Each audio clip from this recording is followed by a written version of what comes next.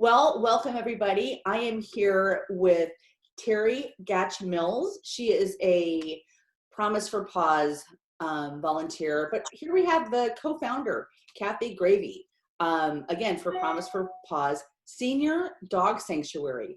And we have Blue here. So thank you, the three of you, for joining me today. I want to talk about Blue for a minute and talk about the organization in case he just needs to hit the ground, and take a walk. But Cathy, why don't you tell us a little about Promise for Paws? Okay, well, Promise for Paws, we've been an organization since 2011, but about 5 years ago, we just decided that there were so many senior dogs that were homeless, and a lot of rescues weren't able to take them because they, don't get adopted easily.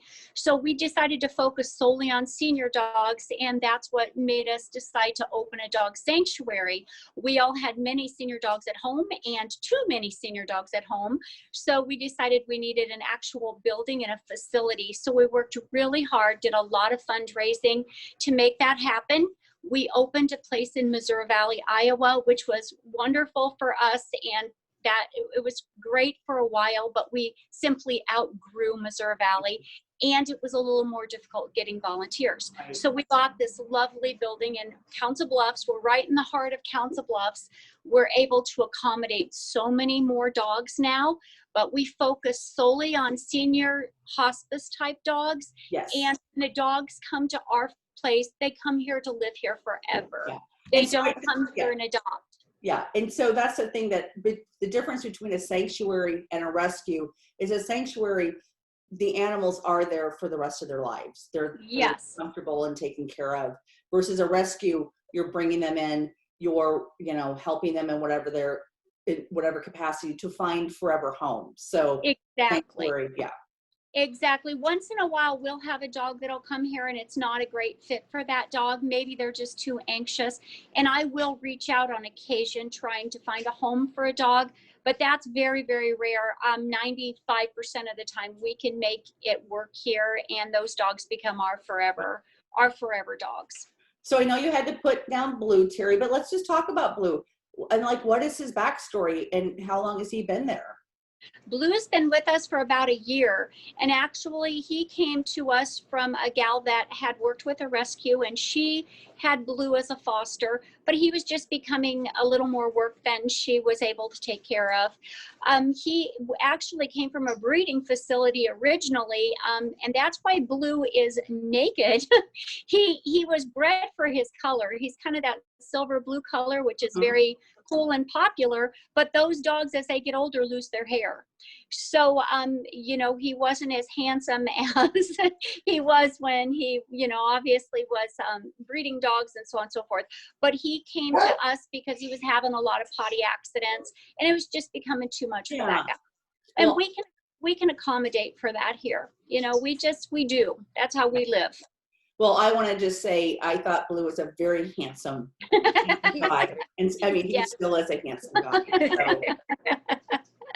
So as with, all nonprofits, the COVID-19, the pandemic has, it's impacted. So let's just talk a little bit about that. Before you have an event coming up, I want to make sure we've got plenty of time for that. But let's talk about how COVID-19 has impacted Promise for Paws. Well, we've definitely noticed a decline in donations, which we fully expected. People are trying to take care of themselves, and I know money is tight all over.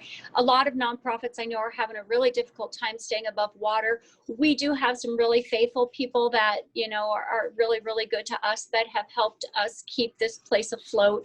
It's a pretty expensive adventure. We're probably around $4,000 to $5,000 a month to keep the house going and the vetting and so on. So that little bit of donation that we lose, it does make a difference.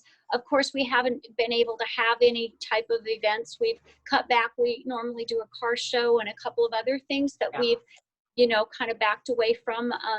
So it definitely has impacted our volunteer base. We had about 28 volunteers prior to COVID. And I did cut down to 10 when this all started, just to keep the house quieter and just to, keep a safer situation here. So it's impacted our volunteer base and caused the volunteers that I do have to work a little longer and harder as well. Yeah. But I think everybody's pulled together really well on that aspect. But Yeah. definitely financially, we've seen a difference. Yeah. And we're hoping to catch up at some point, but we always make it work. There's a will, there's a way for us. So yeah, we keep plugging. Yeah. Well, I just love what you do so much. So let's talk about what was your annual fall gala. You kind of pivoted and it's now called Rockin' for Rescue. So I know, Terri, you're going to tell it. Rockin' for Rescue, I like it, senior dog style. What does that mean? And tell us about that. Well, like many things that have changed in 2020, we're going a whole different direction, trying to accommodate for social distancing and changing things up a little bit.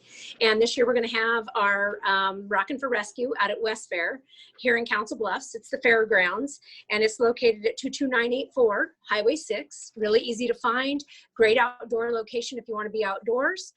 We're going to have an Italian buffet that we will have servers at, so it will be, okay as far as the COVID goes. No one needs to worry.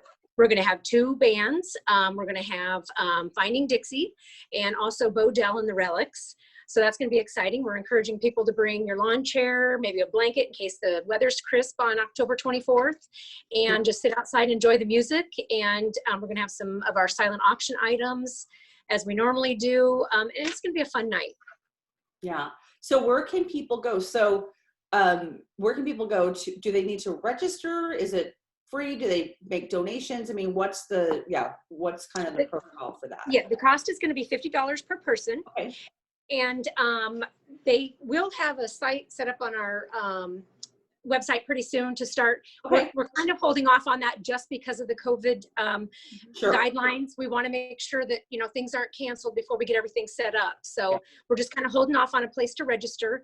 And you can do it by mail. You're more than welcome to send it in here, do it online. Just so we kind of have an idea of how many people to expect would be great. We can accommodate up to 500. So I think everybody's going to be ready to get out and party by then. Yeah, for sure. And so basically save the date for October, Saturday, October 24th. Okay, 24th.